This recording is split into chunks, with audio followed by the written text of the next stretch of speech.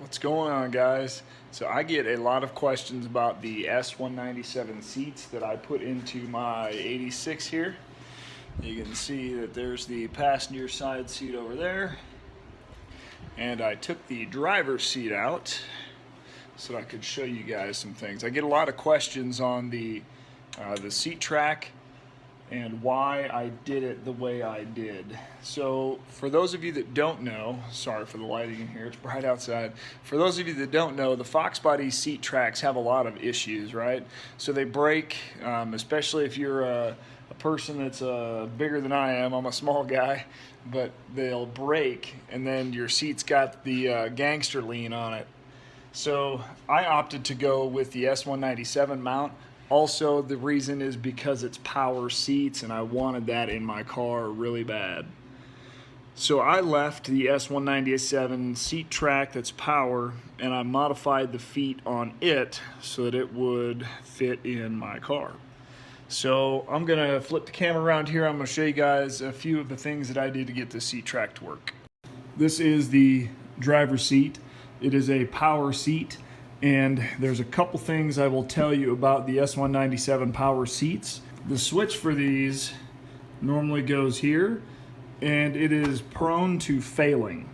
So rather than spend $150 on a new switch, I bought these for 10 bucks a piece off Amazon, and I wired it in to the motors here so that it would go up, down, front, back. Put a little weather pack connector on there to connect to the Foxbody. That's neither here nor there. The meat and potatoes of this is the actual mounting of it. So you can see the feet here, that one there, there, and there, right? You can see that I've got them bolted on. When I did this, I did not have a welder, okay? So these seats are actually riveted on, and that's what that hole is for. And there was one of those in all of them. On the front two, I reused that rivet hole, but on the back two, I knocked out the rivet and drilled a hole a little farther forward.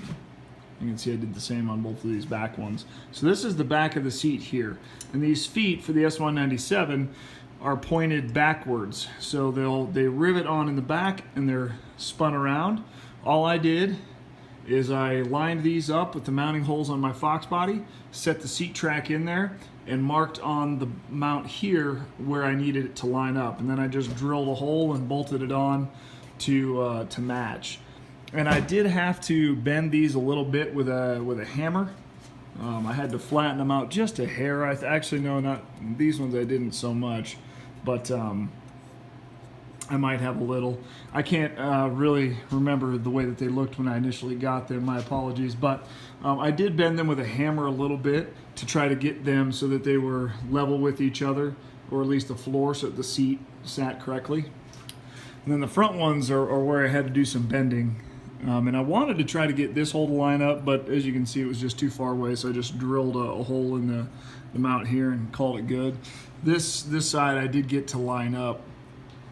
So if you're looking at it, if you're actually sitting in it, this would be the outside of the car, right? So this is the left-hand side of the seat. This one I couldn't get that mount to line up, but this one I did. I got that hole to line up, and this one was close enough. That's why I just drilled a hole. So that's it. The wiring on this is an animal in itself, and I only say that because there was a lot of testing that I had to do to get the motors to do what I wanted them to do.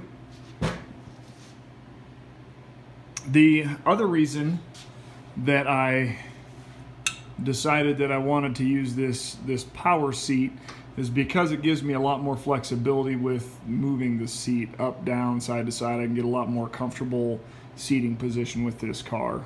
So that was one of the other deciding factors. That and these are a lot stronger than the mounts for the Foxbody seat ever were. So for those of you that aren't that good with wiring, we'll kind of walk through this with you. So you can see the switches that I've got right there. And the thing to remember is that you're going to have constant power that goes to the switch. So you can see this is my power that comes in for this switch. Got power here and power over there. and then this is a ground for the switch. So I have ground there and ground over there. Now what happens is these two wires in the middle are for the motor. So when you push the switch one way, you get power and ground. Sorry, power and then ground. When you push it the other way, you get power and ground, so it reverses polarity. So that's the only important thing that you got to do. So you're just taking the motor and reversing polarity depending on which way you're pushing the switch. It's actually a pretty easy deal. So, all right, hopefully that was helpful for you. I'm trying to think. There really wasn't a whole lot else that I had to do to these seats to get them in the car. It was a fairly easy process. It was just a matter of making sure that I got the mounts lined up right. And like I said, I drilled out the rivets that were on all of these mounts first.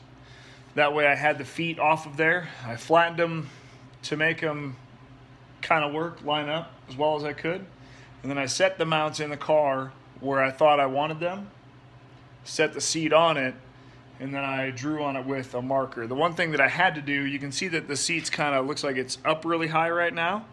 So I had to raise it as high as I could. That way there was room underneath it for me to draw on the mounts with a marker where I wanted them to line up. And I probably at some time will go back and I'll weld these in, but I haven't had an absolute need to as of yet. So just kind of left them as is. Anyway, guys, thanks for watching. If you have any more questions, put them in the comments below. I'll try to answer them as best I can. Hopefully this video was helpful.